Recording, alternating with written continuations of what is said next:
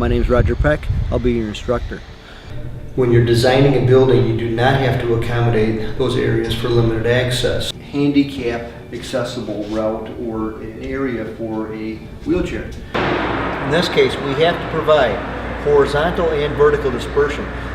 And it states that the floor shall not slope more than 1 in 48, and the minimum required turning radius for this position has to be 60 inches to be considered barrier-free, or as far as the ADA is concerned, satisfies the requirement for a forward approach. And don't forget, when you're designing the stairs or the treads, the maximum degree change from vertical, when you're talking about the riser, is 30 degrees. And pay attention to those situations in large facilities when you have more than 1,000 parking spaces.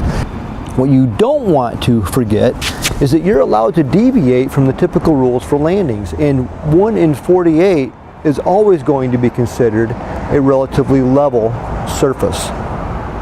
Regarding 206.2.3 and exception number 7 in particular, when it comes to historical buildings or buildings of historical significance, because of what they mean to a local community or something of that nature, what was their purpose within the community, and what's the purpose of being labeled or designated as a historical building.